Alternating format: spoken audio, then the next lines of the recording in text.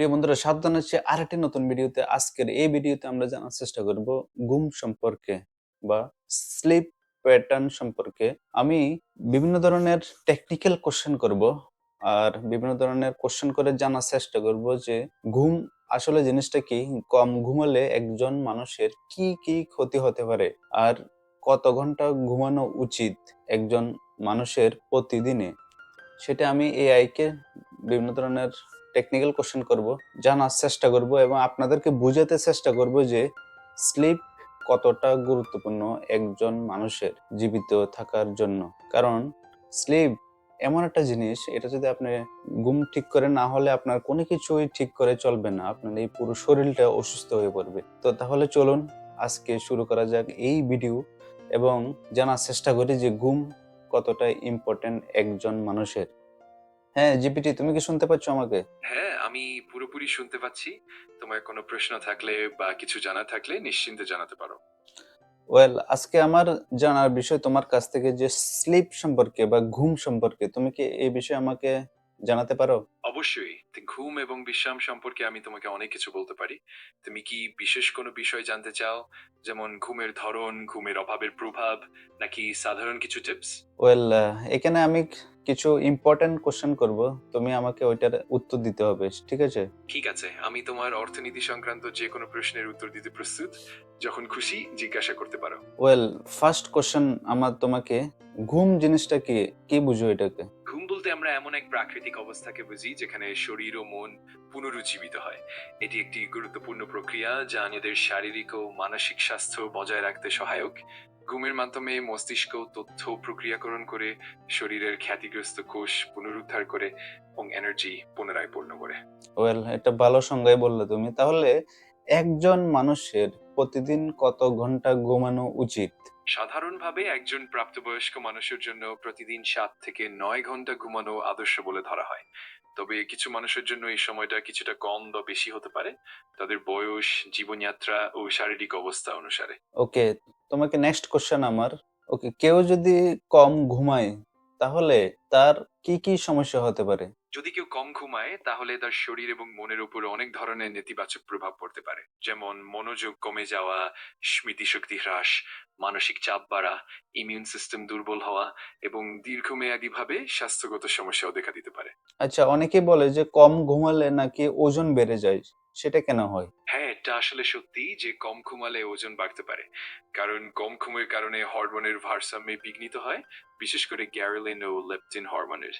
এর ফলে ক্ষুধা বেড়ে যায় এবং মেটাবলিজম কমে যায়, যার কারণে অতিরিক্ত ক্যালোরি জমে যায় এবং ওজন বৃদ্ধি পায়। ওয়েল, ভালোই বললা।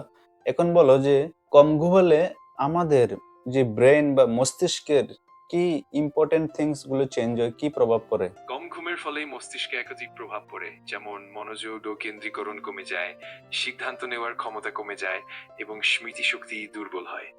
এছাড়াও দীর্ঘমেয়াদী ঘুমের অভাবে মস্তিষ্কের সেলগুলি পুনরুজ্জীবিত হতে পারে না, যা মানসিক স্বাস্থ্য ও কগনিটিভ ফাংশনের উপর নেতিবাচক প্রভাব ফেলতে পারে। ও, এটা তো তাহলে খুব একটি ইম্পর্টেন্ট। তাহলে একজন মানুষের এই মোবাইল দ্বারা, আজকাল যে মোবাইল যুগ, এটা দিয়ে কতটুকু ঘুমের প্রভাব পড়ে? হ্যাঁ, মোবাইল বা স্ক্রিন টাইম আসলে ঘুমের মানের উপর অনেকটা প্রভাব ফেলে। বিশেষ করে রাতের বেলা স্ক্রিন ব্যবহারের কারণে ব্লু লাইট আমাদের মেলাটোনিন হরমোনের উৎপাদন কমিয়ে দেয়, যা ঘুম আসতে বাধা দেয়। এতে ঘুমের গুণগত মান কমে যায়, ঘুমের সময় কমে যায় এবং পরবর্তী সময়ে ক্লান্তি ও মানসিক অস্থিরতা বাড়ে।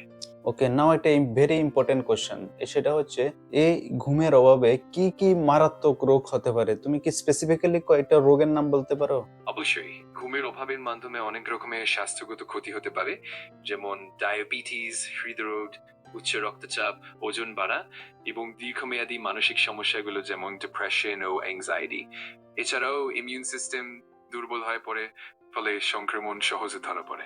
ওকে, তাহলে আমরা যদি ভালো ঘুমাতে পারি তার জন্য কি করা উচিত? ভালো ঘুমের জন্য আমরা কিছু সহজ টিপস অনুসরণ করতে পারি, যেমন প্রতিদিন একই সময়ে ঘুমাতে যাওয়া, ঘুমের আগে স্ক্রিন টাইম কমানো, শারীরিক ব্যায়াম করা, ক্যাফেইন ও ভারী খাবার এড়ানো, আর আরামদায়ক ও অন্ধকার পরিবেশ তৈরি করা।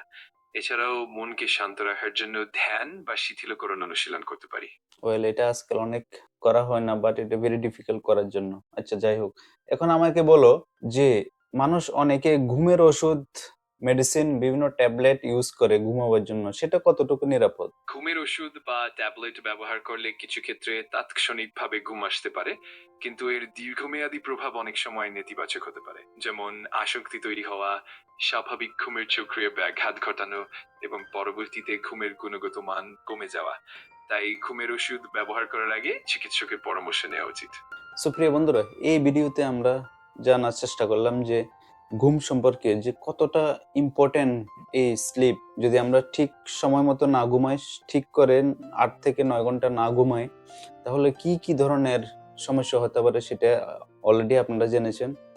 আর এই ঘুমের কারণে কি কি মারাত্মক রোগ হতে পারে, ডায়াবেটিস থেকে শুরু করে ব্লাড প্রেশার থেকে শুরু করে বিভিন্ন ধরনের রোগ শুরু হতে পারে এই ঘুমের কারণে। তাই ঘুম বা স্লিপ খুবই ইম্পর্টেন্ট বেঁচে থাকার জন্য। সবাই ভালো থাকবেন, সুস্থ থাকবেন। দেখা হবে নেক্সট ভিডিওতে।